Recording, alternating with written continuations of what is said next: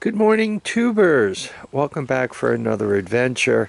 Kind of time to clean up the driveway, and with that, I always find some gold. So why don't we drag this out of here and see what we could do with it. So this was one of those $95 Morningstar specials. And if you go back to what it was in the beginning, I believe this is one of those Chinese Baja Bugs, and somebody killed the engine on it, and they put this 6.5 horsepower Predator, and there it was. Now the problem with it is, first of all, it doesn't roll. Right, it just drags the back tire. So that's problem number one. When I paid $95 for it, though, my thoughts were I'm basically buying a used Predator. Anyhow, why don't we just spend a few minutes going through it and see where it leads us. I haven't done anything with it for a while, so unfortunately the gasoline might have turned into monkey pee, which means the carburetor and all that stuff comes up. Then we got to figure out why it doesn't roll, whether it's the brake or the chain, or I got no bearings in the back, or whatever's going on there. But it looks like it's a good base, right? The seat's in halfway decent. I don't see any cracks in the frame. A lot of times the frame cracks there and there, or down here. I don't see any of that. So anyway, let's give it a sniff and see what it smells like. So first things first, getting the cap and the filter out, which is a little more difficult because this Predator stands tall and it kind of hits that. Now I'm going to try to show you the inside of the gas tank. I don't know how successful I'm going to be. Am I showing it to you? There you go. So it doesn't look too bad. So I'm going to pick this up, put it on the table. I'm going to there is some water in there, right? I am going to do a carburetor clean and all that trivia, because if not, even if it does run, you know, you get 10 feet, it stalls. You restart it, 10 feet, it stalls, and then you curse and end up having to do the carburetor. So let's start there.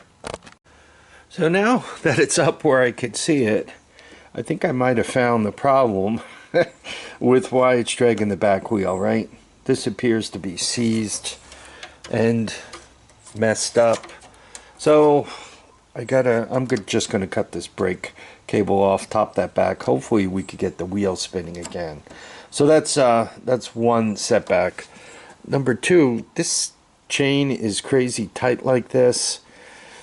Beats up on the bearings here, beats up on the clutch, could beat up on your output bearing on the engine, so we got to correct that. About the carburetor. The carburetor, you can get throttle, and I want to make sure I'm showing it to you, right? But it doesn't, when you let go of it, it doesn't twist back. You got to turn that back. Problem is, if you're doing something and suddenly you have to like bank the throttle back, especially when you got no brakes, not too cool. So let's see if we can't fix that. Getting the carburetor off, these two bolts, and everything slides off one at a time. Just be a little careful with the linkage and I'll show you. Let's talk about the too tight chain. So I loosened this, slid it all the way to where it would loosen the chain the most, and the chain is still crazy too tight. The motor can move a little bit, which would help that situation, but this is also not run. The chain should be here, not up there. So I'm going to finish taking that off. I think I could washer it out enough to get it to the right place, and then go forward. Probably when they put this clutch on, they moved the whole thing that way a little bit. But anyhow, I want to get that chain off and make sure those back wheel bearings are okay. So when you work on these things, you kind of chip away. We got that completely out of there, and it turns a little bit, but it's still too tight, so the engine's going to have to be moved back. As you can see, the carburetor's off. Not hard to do. Turn the throttle This thing lifts right out. This thing comes right off. Where they go is pretty obvious. So that's good. That's the intake manifold.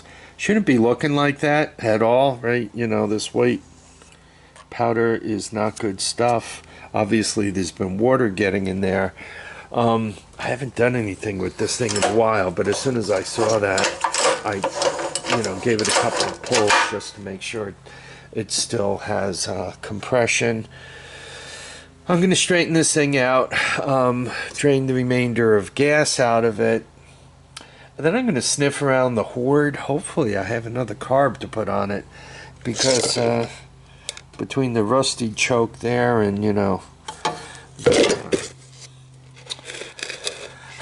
the talcum powder hairdo here, I'm not thinking that carburetor really has too much potential.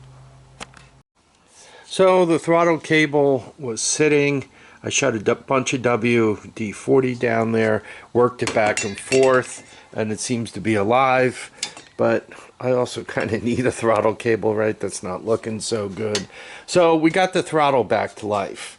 That's a good thing. And as I said before, working on things, you typically have to chip away. As you guys look in there, right, I think you guys could see the amount of stuff about to be inhaled by the motor.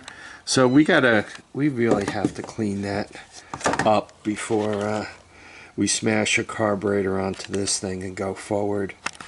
And finally, I kind of took a quick look around the hoard, and I don't have a spare air cleaner and carburetor handy. This is the older version of the Greyhound. I don't know if you guys remember when Harbor Freight would put them on sale at Christmas time for $79. So I picked up a couple of them when they were that cheap, figuring I could always use them. Anyway, I'm going to borrow the carburetor and air cleaner from this one. But if you're familiar with the old Greyhounds, the carburetors, I think the carburetor is one of the reasons why they moved away from them. I think they're even worse than the Predator carburetors, right? But anyway, so I'm going to swap that on here. Hopefully that'll get this running. We'll get a ride out of it. And I'm going to order another carb. So if you guys are familiar with my channel, generally speaking, I really hate to take apart something new and use it as a parts donor. But given, once again, these carburetors are not renowned for being great, I figured that I would make an exception for my rule today. Our experience at work, you would take apart a piece of equipment because you needed something for another piece of equipment, and what you ended up with were two broken pieces of equipment, and as you took things apart, a lot of times you broke something, so it just made a big mess. Anyway, I think I'm just going to donate this carburetor, and I'll just order a fresh one. I'll donate that air cleaner, and once again, just order a fresh one. Let's see if this puppy wants to start. Choke. Is that way? Yes, it's that way.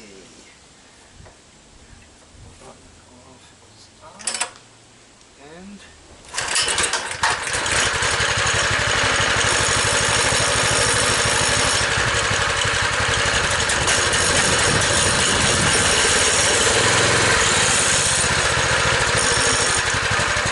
starts. It moves. Let's get a ride.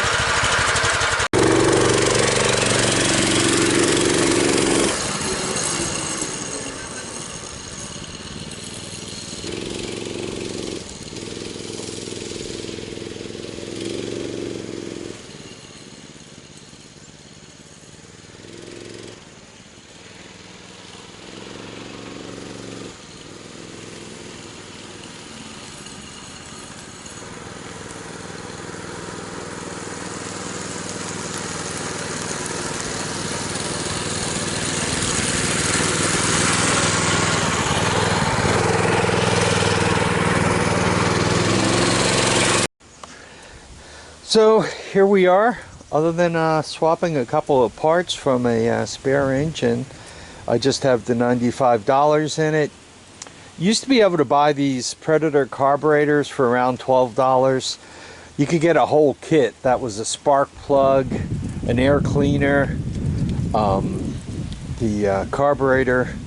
I guess they expected them to go bad. You could get all of that for somewhere around 20 bucks. So eventually I'm going to obviously have to buy that. But I'm happy. It was fun.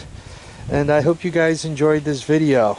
Eventually I might have to do something with the brakes. I don't believe in them. They just slow you down. And I do want to swap out this tire. First of all, it wouldn't take air. And secondly, it's a little unstable. But I got me a riding mini bike, and that's always fun. I need you guys to all keep your feet down, your heads up, and get out and enjoy each and every day. Make sure you get some of them projects done. Winter's coming.